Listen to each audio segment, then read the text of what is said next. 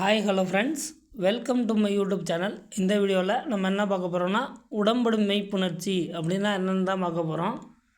புணர்ச்சி அப்படின்னு ஏற்கனவே நம்ம டாபிக் பார்த்துட்டோம். இருந்தாலும் ஒன்ஸ் அகைன் ஞாபகத்துக்காக சொல்லிடுவோம். நிலைமொழி அப்படின்னா என்னென்னா, முதல்ல நிற்கக்கூடிய சொல், ஃபஸ்ட்டில் நிற்கக்கூடிய சொல்லுக்கு பேர் நிலைமொழி. வந்து சேரக்கூடிய சொல்லுக்கு வருமொழி அப்படின்னு பேர். உடம்படும் மெய்ப்புணர்ச்சி அப்படின்னா என்னென்னா, ரெண்டு வார்த்தைகள் நிற்கும். அதான் நிலைமொழியும் நிற்கும், வருமொழியும் நிற்கும். நிலைமொழியோட இறுதி எழுத்து உயிரெழுத்தாக இருக்கும், வருமொழியோட முதல் எழுத்து உயிரெழுத்தாக இருக்கும். அந்த இரண்டு எழுத்துக்களும் சேரையில் இடையில இவ்வு அப்படிங்கிற மெய்யெழுத்து தோன்றி அது அந்த உயிரெழுத்தோட வருமொழியோட முதல் எழுத்தோட சேரும். அதுதான் உடம்படு மெய்ப்புணர்ச்சி. நிலைமொழியின் இறுதியில் உள்ள உயிரெழுத்தும் வருமொழியின் முதலில் உள்ள உயிரெழுத்தும் இணையும் போது, அதாவது ரெண்டும் ஜாயின் ஆகுறப்ப இவ் என்ற மெய்யெழுத்து இடையில் தோன்றி வருமொழியோடு சேரும். வருமொழியோடு சேர்றது தான் உடம்படு மெய்ப்புணர்ச்சி. இப்போ சான்ற பாருங்கள், கலை கூட்டல் அரசி அப்படிங்கிறதுல லை அப்படிங்கிறது நிலைமொழியில் அதாவது ஃபஸ்ட்டில் நிற்கக்கூடிய சொல்லில் இறுதி எழுத்து ஐ அப்படிங்கிற எழுத்தாக இருக்குது.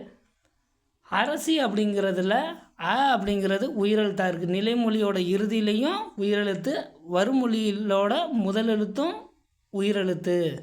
இது ரெண்டும் சேர்றப்ப அப்படிங்கிற உடம்படுமை தோன்றுது. கலை கூட்டல் அரசி ஈக்குவல் டு கலை கூட்டல் அப்படிங்கிற உடம்படுமை தோன்றுது. அந்த இடத்துல ஏன் அப்படிங்கிற உடம்படுமை தோன்றுதுன்னா, பின்னாடியே அதுக்கு விதி வருது பாருங்கள். ஐ வழி எவ்வும் அப்படின்னு சொல்லியிருக்கோம். ஐ அப்படிங்கிறது லையை பிரித்தோன்னா இல் கூட்டல் லைன்னு வந்துடும். அதனால் லை அப்படிங்கிற சொல் எழுத்து வந்திருக்கிறதால இங்கே அப்படிங்கிற உடம்படுமை தோன்றுது. கலை கூட்டல் அரசி கலை அரசி அப்படின்னு வந்துடும். என்கிற உடம்படுமை தோன்றி இந்த இந்த ஆவும் உடல் மேல் உயிர் ஒன்றுவது இயல்பே அப்படிங்கிற விதிப்படி கூட்டல அப்படின்னு வந்துடும், கலை அரசி அப்படின்னு வந்துடும். இப்போ வாங்க, அந்த நன்னூலார் உடம்படுமை எந்தெந்த எழுத்துக்கு எப்படி வரும் அப்படிங்கிறத சொல்லியிருக்காரு. அதை இப்போ பார்க்க போகிறோம்.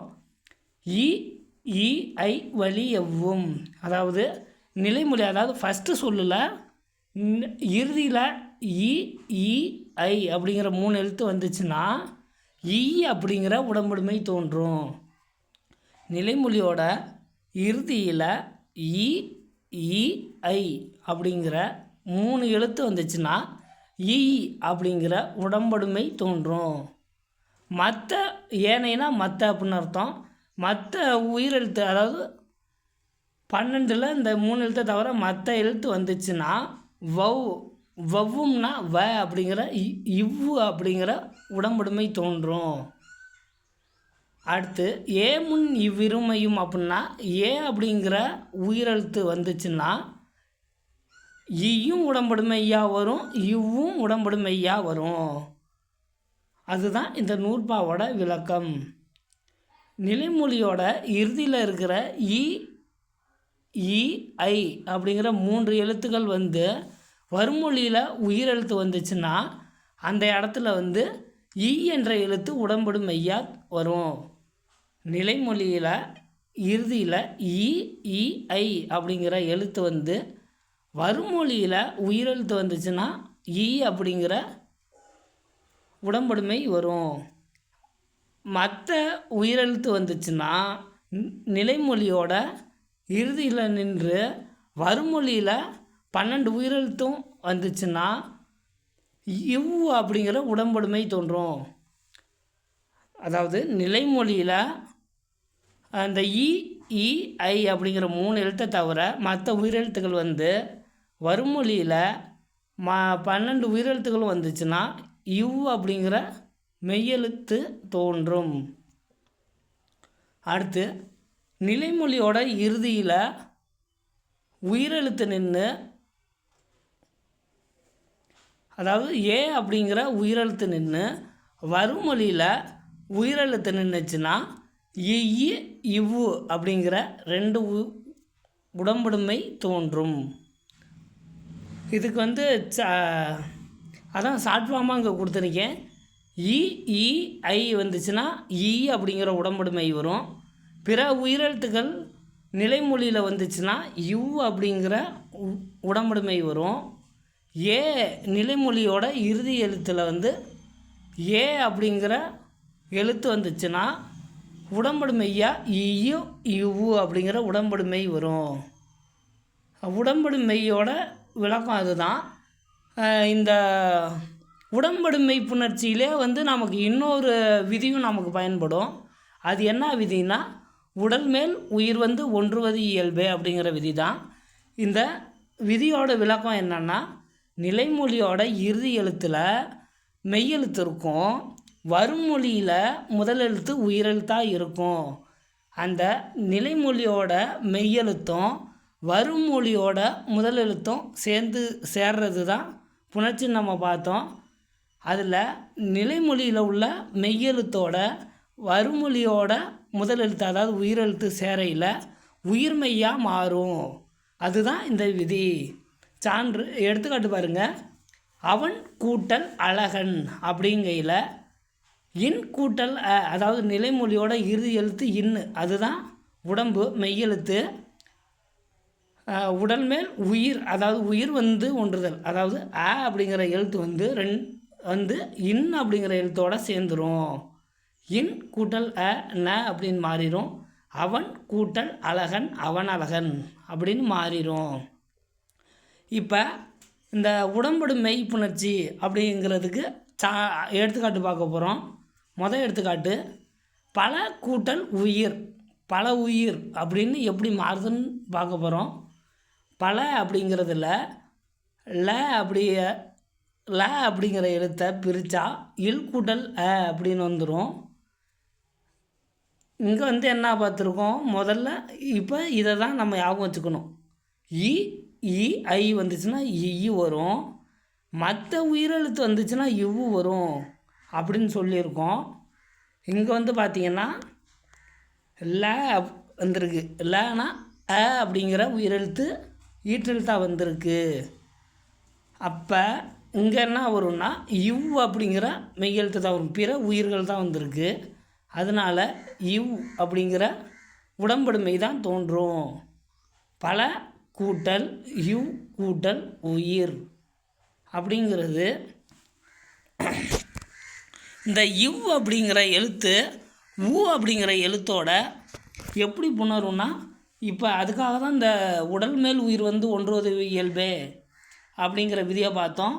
இவ்வுங்கிற உடல் அப்படிங்கிற உயிரோடு சேர்ந்து அப்படின்னு மாறிடும். பல கூட்டல் இவ் கூட்டல் அப்படிங்கிறது அப்படின்னு மாறிடும். பல உயிர் அப்படின்னு மாறிடும். அடுத்து காட்சி கூட்டல் அழகு. காட்சி அழகு அப்படின்னு எப்படி மாறப்போகுதுன்னு பார்க்க போகிறோம். காட்சி அப்படிங்கிறதுல இறுதியில் நிற்கிற சீயை பிரித்தோன்னா இறுதியில் நிற்கக்கூடிய சீயை பிரித்தோன்னா இச் கூட்டல் அப்படின்னு பிரியும். அப்போ இங்கே வந்து வந்திருக்கு. வந்துச்சுன்னா என்ன பார்த்துருக்கோம்? இ ஐ வழி எவ்வும். எவ்வும்னா என்னன்னா அப்படிங்கிற உடம்படுமை தோன்றும். அப்போ இச் கூட்டல் காட்சி இங்கே அப்படிங்கிற உடம்படுமை தோன்றிடுச்சு.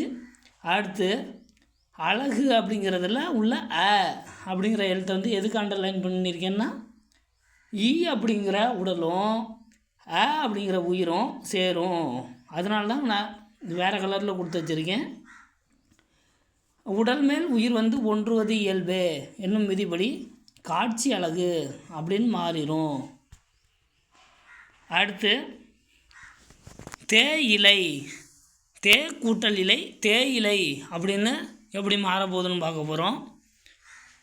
தே அப்படிங்கிற எழுத்தை பிரித்தா இத்து கூட்டல் அப்படின்னு வந்துடுது. இப்போ வந்து என்ன எழுத்து இறுதியில் வந்திருக்குன்னு பார்த்தா ஏ வந்திருக்கு.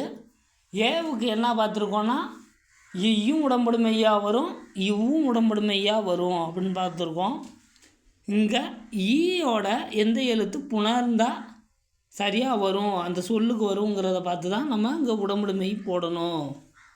தே கூட்டல் இலை, இங்கே வந்து ஈ போட்டால் தே இலைன்னு வந்துடும்.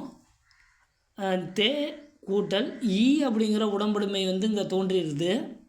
அடுத்து கூட்டல் இலை அப்படிங்கையில் இந்த ஈ அப்படிங்கிற உடலும் ஈ அப்படிங்கிற உயிரும் சேர்ந்து உடல் மேல் உயிர் வந்து ஒன்றுவது இயல்பே அப்படிங்கிற விதிப்படி தேயிலை அப்படின்னு மாறிடுது.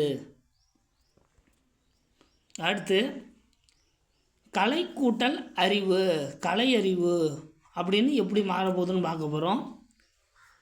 கலை லை அப்படிங்கிற எழுத்தை பிரித்தா இல் கூட்டல் ஐ அப்படின்னு வந்துடும். இ இ ஐ வலி எவ்வும், அதாவது ஐ வந்துச்சுன்னா ஈ அப்படிங்கிற உடம்படும் மெய். கலை கூட்டல் ஈ அப்படிங்கிற உடம்படும் மெய் வந்துடுது. கூட்டல் அறிவு, அறிவில் முதல் எழுத்து அ. அப்போ இந்த ஈயும் ஆவும் சேர்ந்துச்சுன்னா ஏன்னு வரும். அதுதான் உடல் மேல் உயிர் வந்து ஒன்றுவது இயல்பு அப்படிங்கிற விதி. அதுபடி பார்த்தா ஈ கூட்டல் அ ஏ அப்படின்னு மாறிடும். கலை அறிவு அப்படின்னு வந்துடும். அடுத்து தீ கூட்டல் எரிந்தது, எப்படி தீ எரிந்தது அப்படின்னு வந்ததுன்னு பார்க்க போகிறோம். தீ அப்படிங்கிறத பிரித்தா இத்து கூட்டல் ஈ அப்படின்னு பார்த்துருக்கோம். இ இ ஐ வலி எவ்வும் அப்படிங்கிற நூற்பாப்படி ஈ அப்படிங்கிறது உடம்புடுமையா அங்கே தோன்றும். ஈ வந்துச்சுன்னா ஈ தான் உடம்புடுமையா வரும். தீ கூட்டல் ஈ அப்படிங்கிற உடம்புடுமை தோன்றிடுது. அடுத்து எரிந்ததில் முதல் எழுத்து ஏ, அதுவும் உயிரெழுத்து. அப்போ இந்த ஈ அப்படிங்கிற உடல் மேலே மெய் மேலே ஏ அப்படிங்கிற உயிர் வந்து சேரும். உடல் மேல் உயிர் வந்து ஒன்றுவது இயல்பு அப்படின்னா என்னென்னா ஈ கூட்டல் ஏ ஏ அப்படின்னு மாறிடும். ஏ அப்படின்னு மாறிடும். தீ கூட்டல் ஈ கூட்டல் ஏ அப்படின்னா ஏ அப்படின்னு மாறிடும். தீ எரிந்தது அப்படின்னு மாறிடும். அவ்வளோதான். வீடியோ பிடிச்சிருந்துச்சுன்னா லைக் பண்ணுங்கள், ஷேர் பண்ணுங்கள், மறக்காமல் கமெண்ட் பண்ணுங்கள். தேங்க்ஸ் ஃபார் யுவர் வாட்சிங்.